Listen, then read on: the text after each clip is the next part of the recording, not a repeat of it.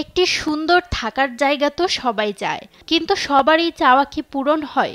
বাংলাদেশের আনাচে কানাচে ভূমিহীন, ঘরহীন অসংখ্য মানুষের দেখা মিলে।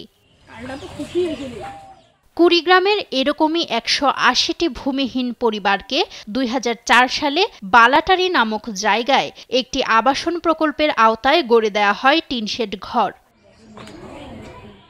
এই ঘরগুলোতে মাথা গোঁজার ঠাঁই পেয়ে খুশির সীমা ছিল না বাসিন্দাদের। তবে সময়ের সঙ্গে সঙ্গে নষ্ট হতে শুরু করে টিনশেড ঘরগুলো।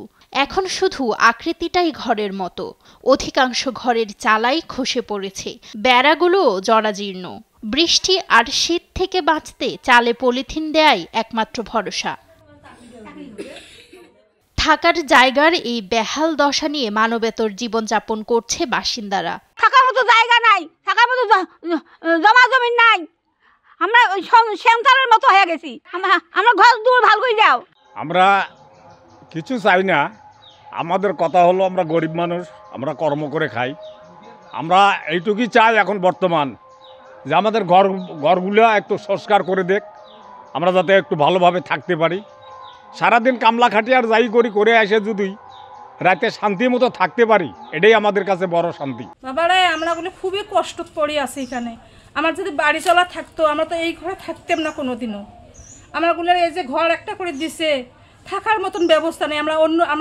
আমার ঘর ছাড় দিয়ে আমি অন্য মানুষের ঘরে থাকতেছি, সেও ঘর বাড়ি ধর করে পানি পড়ে, নিচ পাখা কাগজ, উপরে পাখা কাগজ দিয়ে কাগজ পচি যায়, পরে পানি পড়ে ধর করে, পরে উপরে পাখা নিচ পাখা কাগজ দিয়ে কোনোরকম করে আমরা থাকতেছি ছেলে মেয়ে নিয়ে। কাজকর্ম নাই, খাইতে পারি না, আমরা কাগজ কেনারও পয়সা নাই। 17 বছর থেকে এই আবাসনে থাকি, কাজ কাম করি খাই। ঘরের অবস্থা খুব খারাপ, ঘর ভাঙ্গা, টিন ভাঙছে, অ্যাঙ্গেল ট্যাঙ্গেল যা কিছু সব ভাঙ্গা। থাকতে পারবি না, ঘরত পানি ঢোকে, বর্ষাকালে থাকা যায় না, খুব অসুবিধে। কিন্তু নির্মাণের এতদিন পরেও কেন একবারের জন্য এই ঘরগুলো সংস্কারের ব্যবস্থা নেওয়া হয়নি? তার উত্তরে স্থানীয়রা জানান, বিএনপির দেয়া আবাসন প্রকল্প হওয়ায় আওয়ামী লীগের সময়ে কোনো উন্নয়ন হয়নি।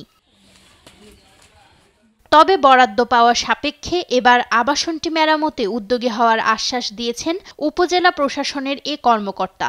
আমরা জানি যে আসলে দীর্ঘদিন ধরে সংস্কারের অভাবে সেটি জরাজীর্ণ অবস্থায় রয়েছে। তো আমরা কয়েক মাস আগে আমাদের ফুলবাড়ী উপজেলায় যে আবাসনগুলো রয়েছে সেগুলো আমরা ভেরিফাই করেছি, কে কে থাকেন তালিকা করে এগুলো সংস্কারের জন্য আমরা চিঠি দিয়েছি ঊর্ধ্বতন কর্তৃপক্ষ বরাবর। আমরা আশা রাখি অচিরেই হয়তো আমরা বরাদ্দ পাবো, বরাদ্দ প্রাপ্তির সাপেক্ষে জরাজীর্ণ আবাসনগুলোকে সংস্কার করা হবে। ভূমিহীন খেটে খাওয়া এসব মানুষদের থাকার জায়গাগুলো দ্রুত সংস্কারের আওতায় দেখতে চান ভুক্তভোগীরা। নিউজ ডেস্ক, দেশ টিভি।